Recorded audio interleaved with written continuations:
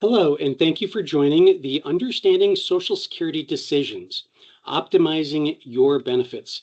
Hello, my name is Steve Puckett. I will be your host for this very quick and exciting presentation. I am the managing partner of Fiduciary Pension Partners, and we will be your host. Presenting will be Jeff Roach from Manulife John Hancock Investments. Again, just a quick reminder, Fiduciary Pension Partners, we are a full service independent consulting firm. We work with large organizations on their 401k, 403b, 457 plans, non-qualified plans and stock plans. We also work with participants on financial wellness and again, getting to the successful retirement. So again, thank you very much for spending some time with us today. Hopefully we will finish the presentation in about 20 to 25 minutes. Again, want to introduce Jeff Roach. Jeff Roach is a wealth planning specialist and Social Security expert from Manulife John Hancock Investments. Jeff helps financial advisors and participants in understanding the complexities of Social Security. Again, thank you very much for your time. Again, this recording will be recorded and we will be providing it. So if you have friends, family members, or coworkers that would like to see the presentation, we will be providing that at the end of the meeting.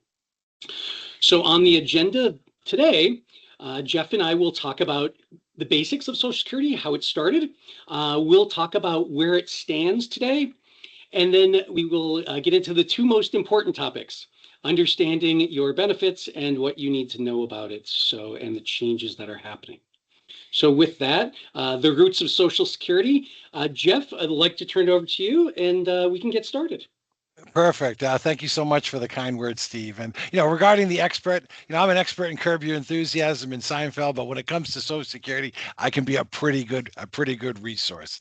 So we want to start today with the roots of Social Security, because some would say that Social Security was ultimately doomed from the very start. Well, this is the very first recipient of a monthly Social Security check. Her name's Ida Mae Fuller. She paid in about $25 total.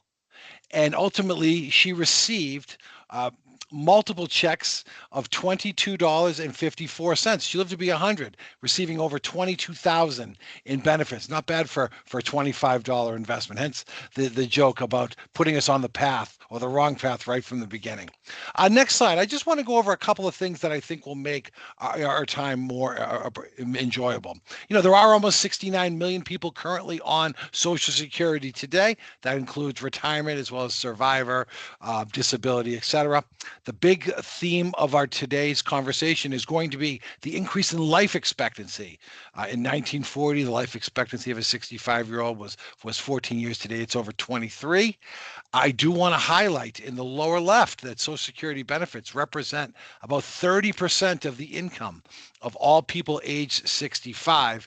And the last thing I will highlight here is among Social Security beneficiaries 65 or older, 37% of men and 42% of women receive 50% or more of their income from Social Security. So we just want to make sure that everybody understands all of their options.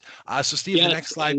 And specifically, Social Security is a supplement to retirement. Many people think that's going to be their primary income source at retirement. It should not. It should only cover about 50% at most of your retirement income needs, and more likely 30%. Absolutely.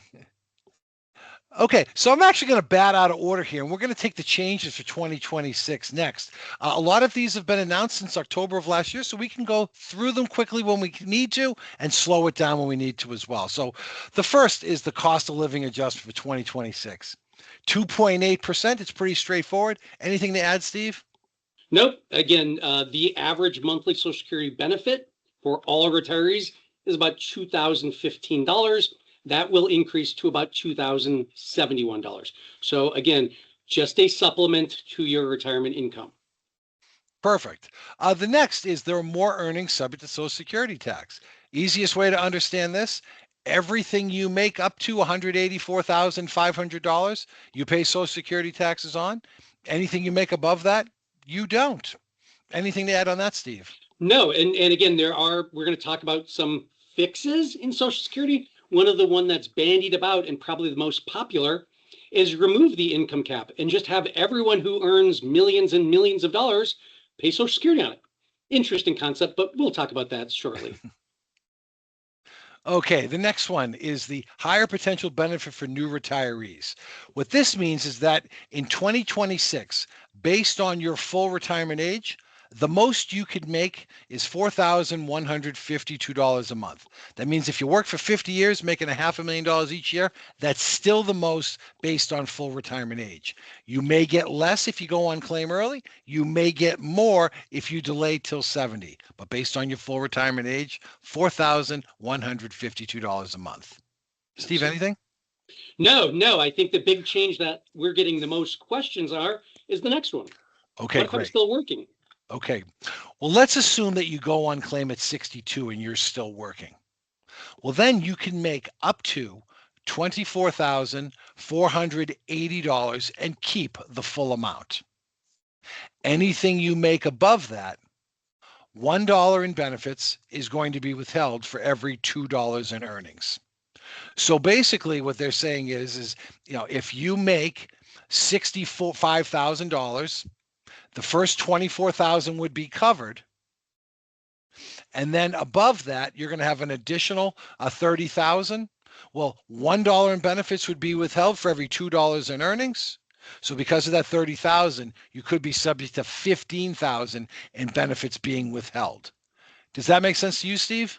Yes. Again, it's very interesting and very confusing. But again, if you are planning to take out Social Security prior to your full retirement age, that FRA number, remember, there may be a reduction in benefits, and it is a significant reduction. $1 in benefits for every $2 of income you have, that can take that money away very, very fast. Sure. The good news is if they withhold those benefits, they will give that back to you when you reach the full retirement age. They'll recalculate your benefit number. The bad news is you will be stuck with that reduced benefit percentage for your entire life. Next option is another question, interesting, that we get, the Social Security Fairness Act. Certainly. Now, this has to do with the ability to receive a pension and Social Security at the same time. At one point in the 80s, they deemed it that it was inherently unfair to be able to receive both.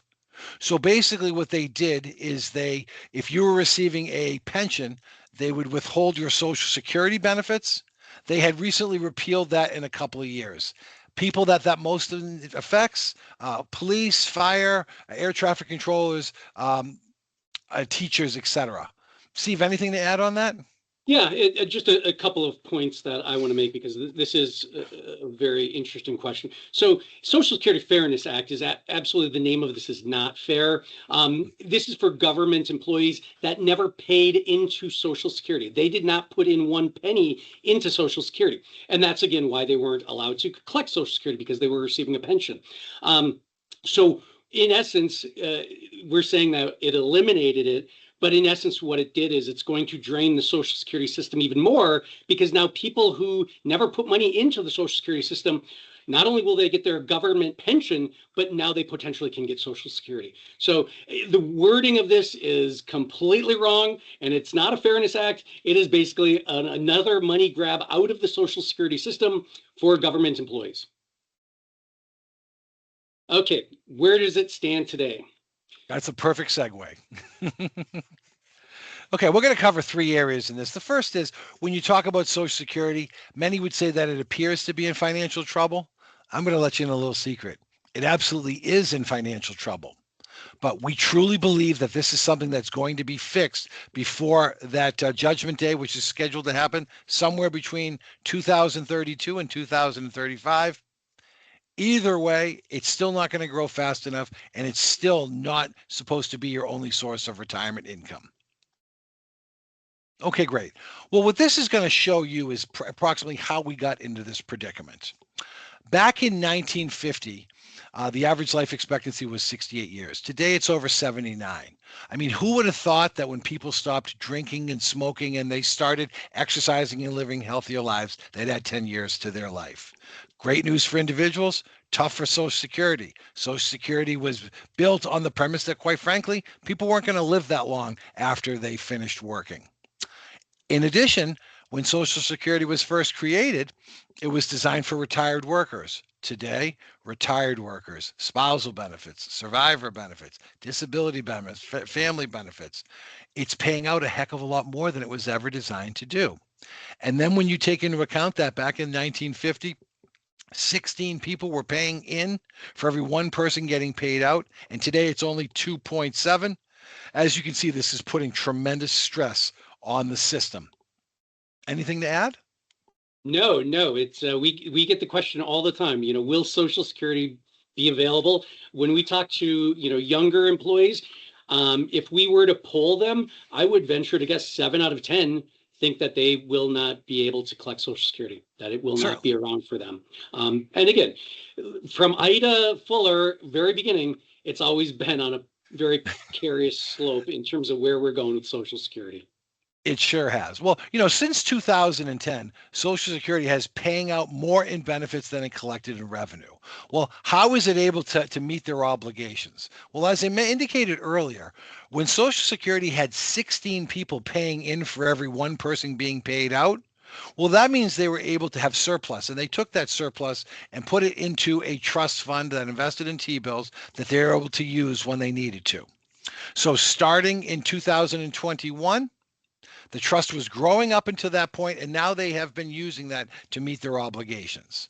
So right now, sometime between 2032 and 2035, that surplus is going to be depleted, and basically Social Security is going to be insolvent.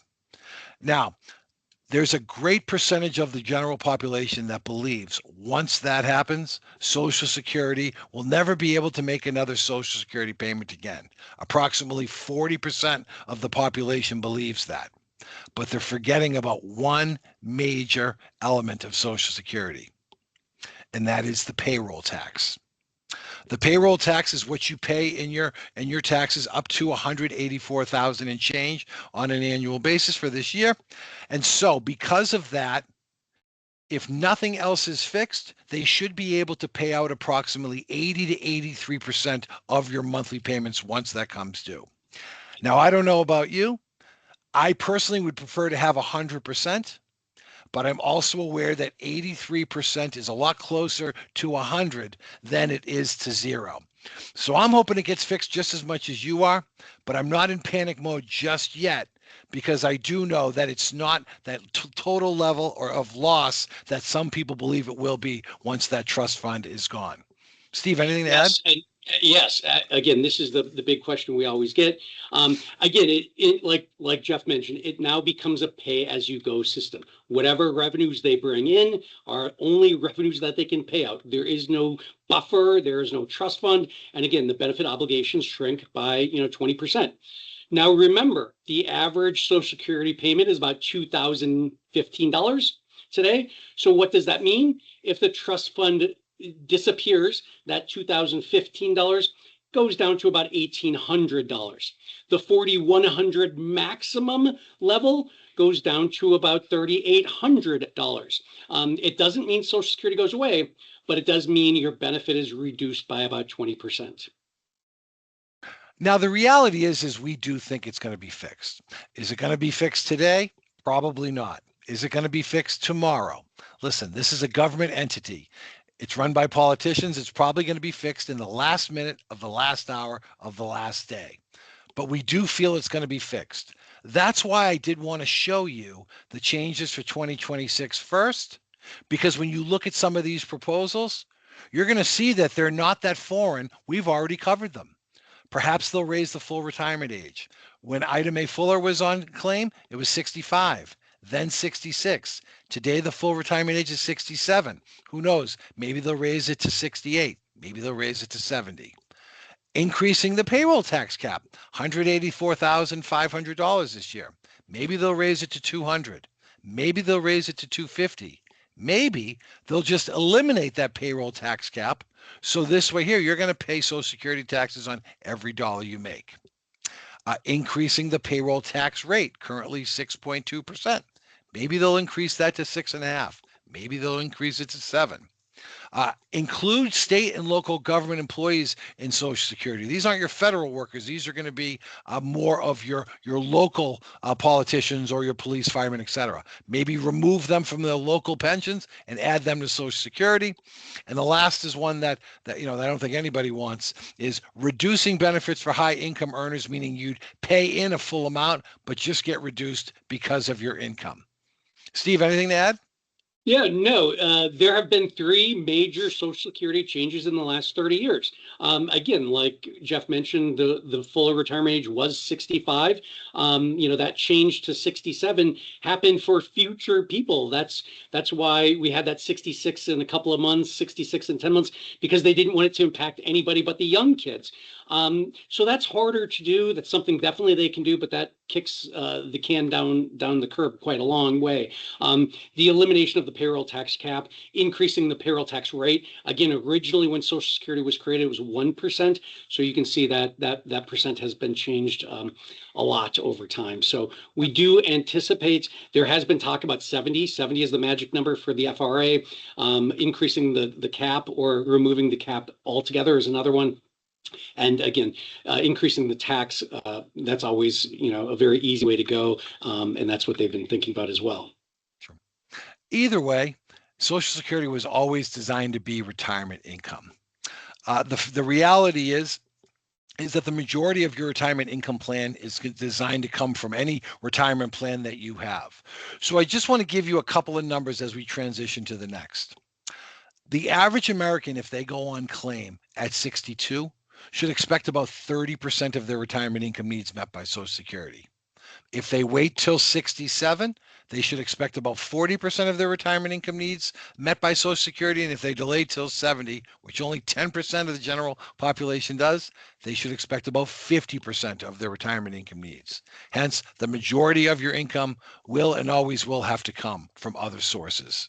Steve? Absolutely. Absolutely. And again, now we can talk about maximizing your benefits.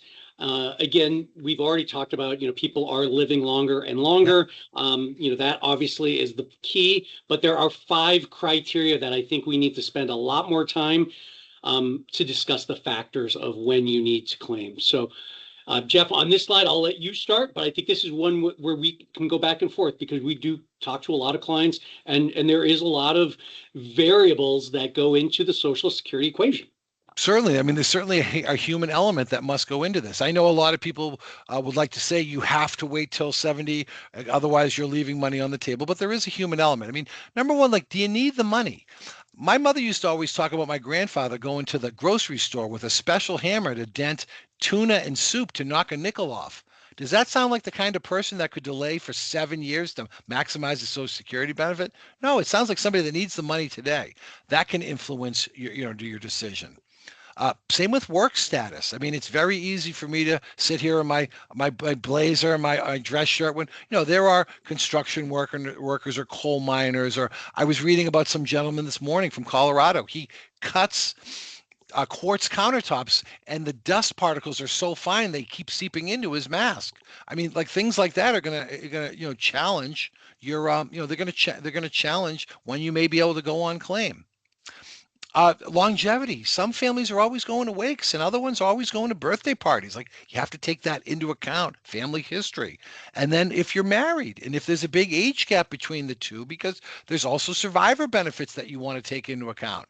If the spouse goes on claim at 62, the surviving spouse is going to be able to receive less. It's all needs to be factored in. Steve, anything to add? No, I mean, again, like you mentioned, this is a personal question. It's, the very first thing is, do you need the money? Do I need to take that at 62? Again, you may need the money as well, but if you are working, well, you have to factor that in consideration. A lot of people don't understand that reduction in benefits. That's a big, when Jeff mentioned $1 for every $2 earned over $24,000, that can reduce your benefits significantly. Again, are you married? The age difference. The other, probably the biggest factor, other than I need the money now, so I'm going to take the money now, is how long do you live? Do you have parents and grandparents that have made to triple digits? People that live to 90, to 95, to 100. If you have that in your heredity, that people live longer, that's a big decision, because we'll be talking about break even, but how long you live should be one of the primary factors on when you take your retirement and when you start taking Social Security. Sure. So, how is Social Security calculated? Well, the number one thing you need to understand is, how do you become eligible? Once you work for 10 years, you are now Social Security benefits eligible. Anything less than 10, you are not. So what they do is they take your highest 35 years and they use that to divide it by 12 to come to your AMI, your average index monthly earnings amount. From there, they'll take that, focus it into a formula, and they'll come up with your PIA, your primary insurance amount that you're eligible to receive at the full retirement age. Two things you need to understand there. Number one, you need a full 35 years. If you don't have a full 35 years of work history, they're going to put zeros in for that. So if you start work at 32 and you end work at 57, well, that's only 25 years of work history. You will have 10 zeros. The other thing you want to take into account is they will take your earnings and restate them in terms of today's wages. What that means is, when you were 25 years old, if you made $25,000, but today you're 50 and that 25,000 is the equivalent of like 45,000 today, they're not going to use the 25, they're going to use the 45 number. Anything to add on that, Steve? No, and again, the FRA is a number, a thing that you need to understand. Full retirement age. For most of the population, it is 67. But again, if you're born before 1959, it could be 66 and some months, or even 65 if you're very old. But if you take money prior to your FRA date, your FRA age, there is a loss in benefits, a loss in that monthly benefit. And again, that loss is anywhere between 7 and 8%. If you wait for Social Security, there is an advantage up to a point. But again, FRA is something you need to know. Perfect. What this chart here is going to show the FRA throughout the years. So as we mentioned before, with Ida Mae Fuller, it was 65. Then it was 66. Today it is 67. Now you may notice those 5 years where they had increases in 2 months. That was their way of going from 66 to 67, but not doing it in one drastic swoop. One of the reasons why I like this chart today is, when you're looking at that full retirement age, you can see the ramifications of your choices. So when the full retirement age being 67, if you want to go on claim at 62, you can expect to receive 70% of that full retirement age for life. If you delay till 70 years old, you can expect to get 124% of that full retirement age for life. Now, as you can see in the bottom, 22.9% of men, 24.5% of women will go on claim early. That's the way to minimize your Social Security benefits, not maximize them. Yes, and Jeff, the other thing that I'd love to share your idea is, we have a lot of employees, a lot of clients say, hey, I'm going to wait. I heard a retirement, the required minimum distribution is now 73. I'm not going to take my Social Security until 73. What's your take on that? Oh, that's probably not a good idea. And the reason is there's no additional benefit waiting past the age of 70. So basically, once you reach the age of 70, that's the most you can get, 124%. So if that's the case, you might as well just sign up right away at 70. There's no point in delaying past that. Absolutely. And again, the other thing that we'll get from employees is, I'm going to take my Social Security. or should I take it out of my retirement account? Again, when you look at this, again, for every early decision, you lose, again, 7 to 8%. Every year you can wait on it, you gain about 8%. Yes. This is an 8% guaranteed rate of return. If you're in your 401k, your IRA, again, the stock market on average, since 1920s has averaged about 8 to 10% rate of return, but with a significant amount of volatility. The average standard deviation in the S&P is about 16%. So if you have the choice of taking Social Security for money or taking your, IRA or 401k, it may make sense if you're a conservative person, you may want to take it out of your IRA or your 401k for those 3 years because you're getting a guaranteed 8% rate of return with zero risk. Yeah, no, Steve, that's an excellent point because, think about it. What are the chances that you're going to get an 8% rate of return in your mid 60s when everything is toning down your risk tolerance, not expanding it to an 8% guarantee? Absolutely. And again, if you're in a bond fund or a money market, maybe you're getting 2 to 3%. This is 8% with zero risk. That's right. Okay, we saved the best for last. In every presentation, there's probably 4 or 5 slides that are going to be the most impactful. We're there right now. What we're going to try to do is we're going to put a monetary value on the decision-making process. So if the average American receives approximately $2,000 a month at their full retirement age, well, then that would mean that if they decided to go on claim early at 62, they would receive approximately 70% of that amount, take home a monthly amount of $1,400. In addition, if they had delayed till 70, they'd get approximately 124% of that, take home approximately $2,480 a month. Steve? And again, this is if you're not working. Remember, if you're still working at 62 or 67, there will be a reduction in these benefits. So that's a very important thing is if you, again, this is a supplement. So if you still are working, there may be a significant reduction in benefits if you earn more than that $24,000. Perfect.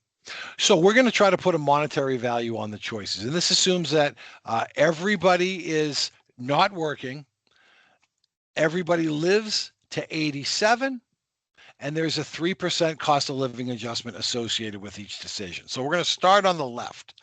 If you go on claim at 62, you take home your approximately $1,400 a month. By the time you're 87, you would have collected $686,327. Not bad. However, if you had delayed till 67, by the time you're 87, collecting your $2,000 a month, you would have collected approximately $750,060, which is approximately $65,000 more than if you went on claim early, even though you started 5 years later. And finally, if you had delayed till 70, by the time you're 87, you would have collected $828,828, collecting you $2,500 a month. That's approximately $75,000 more than if you went on claim at the full retirement age, even though you started 3 years later than that. Steve? No, and this is a great, hypothetical thought in terms of what those numbers mean. Again, I like to see it in more of a break-even situation because that previous slide was 87. I'm living until 87. And again, strategically and speaking, 87 is probably a great number.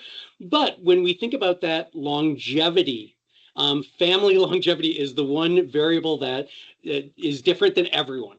So when you look at it as a break even, what we tend to see is that break even tends to be in that 81 to 83 range.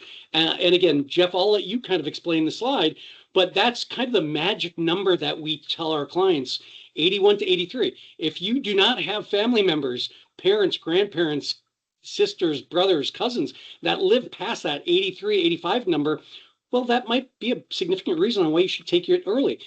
Conversely, if you have a lot of family members that are 90, 95, 99, 100, then potentially that may make claiming 70 much more rational and probably the better solution. Absolutely. I mean, speaking about break even, I spoke to my dad this morning and I just asked him, I go, hey, Dad, what's the life expectancy of men and women in the United States these days? He's 76 years old, so he's a baby boomer. And he said, easy. Women live to 82, men live to 78.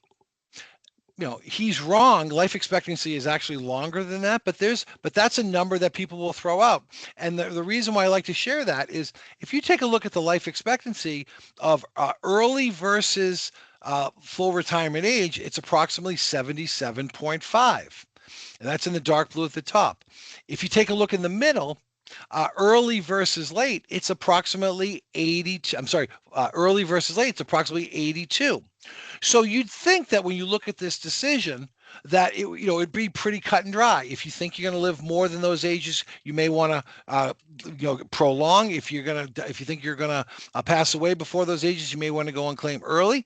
The only outlier to that information is number one, medical science is adding years to people's life as we go. And number two, if you go on claim early and have reduced benefits, that's also going to minimize the survivor benefit eligible. So let's just finish up this last slide. This slide assumes everybody lives to the age of 95. It also assumes that nobody's working, and it also assumes that 3% cost of living adjustment. You go on claim early at 62, the orange line. By the time you're 95, you would have collected $1 million. Sounds pretty good. However, if you had started at 67, you take home your $2,000 a month. By the time you reach the full retirement age, it's 1.133 million. And lastly, if you can delay till 70, you get $2,500 a month. By the time you're 95, 1.25 million. So as you can see, in the long run, it does pay off to wait. The question becomes, is it the right choice for you based on your own personal decision? Because if you do wait and you live long, or you need the survivor benefit, the additional payments will be there, and they could be substantial. Absolutely. And again, I think the most important as we wrap up the presentation is, each individual person is their own individual situation, right. Your own individual medical, your own individual hereditary, longevity. Most important thing I tell anybody who is, age 50 and above, you got to go online, Social Security Administration, SSA.gov, and find out, get your statement. Again, you can log in there, you can put in your information, and you can get your statement that says, if you continue to earn what you're earning now, here's what your estimated benefit would be at FRA, the fuller retirement age, and here's how much it would be in a reduction of benefits for every year up until age 62. So most important, at age 50, get your number, do your Social Security, figure out what your benefit is going to be. Because again, how can you decide if you can retire successfully if you don't know how much money you're going to be getting from Social Security? So again, find out how much money you make, and again, get your Social Security statement done. The other thing, as you are getting your claim, don't automatically assume if you're divorced that you're not covered under your ex-spouse. Again, many times, and I'll let Jeff talk about this, is if you've been married over 10 years, you're still covered under your ex-spouse. So again, when you're getting closer to that 65, 66, 67 age, call your local Social Security Administration office. You set up an appointment. Many times you can meet with them and they will walk you through the claiming process. Very important as well. But again, unlike Medicare, where you must make a decision at, within 3 months of your age 65, Social Security, you do not. Again, you don't have to, at 63, at 64, at 65, you don't have to make a decision. At 67, you don't have to make a decision. Obviously, at 70, like Jeff mentioned, you may make one a decision because you're at that end peak where you're not picking up additional benefits, but there is no, hard and fast, I must claim benefits at this particular time. But again, make sure you know what your benefits are. Jeff, before we wrap up, any closing thoughts before we open it up, end the recording, and take questions?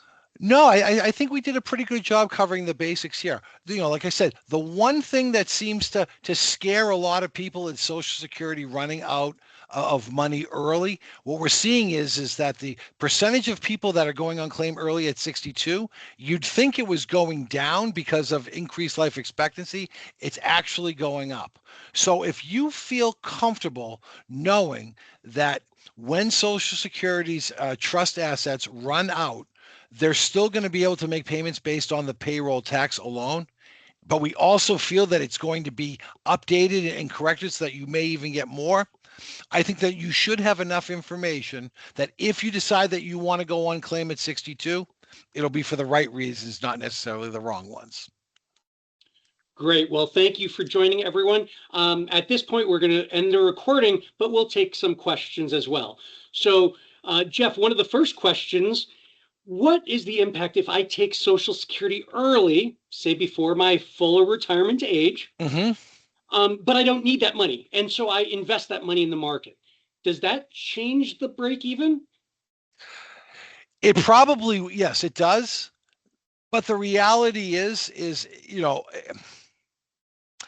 I don't see that happening as effective as most people say. They say, well, I'm going to go and claim at 62. I'm just going to take the $1,400 immediately, put it into an investment account. Yes, if you do that, it will affect the break-even point. However, in practice, that happens few and far between. The example I always give is when I had a child, I was paying $400 a week in daycare.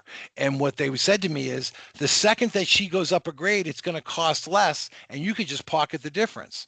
Well, that was all good in theory, but I never once was able to do it because other elements of life got in the way.